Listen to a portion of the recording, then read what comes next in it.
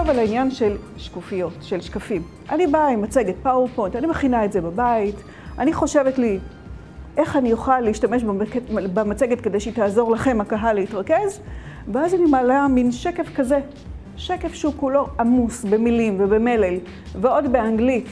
תחשבו שבעצם מה שקורה זה שאני מדברת ומדברת, ואני מתחרה בשקף.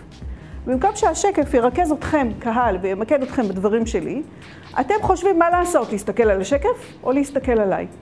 עדיף שקף מהסוג הזה, שזו תמונה, שהיא מעבירה את המסר המרכזי שאני אומרת עכשיו בצורה כללית, ואז היא משמשת סוג של אילוסטרציה, סוג של ציור, סוג של משהו מופשט, רעיון מופשט, לדבר הקונקרטי שאני מנסה להגיד לכם. בהצלחה.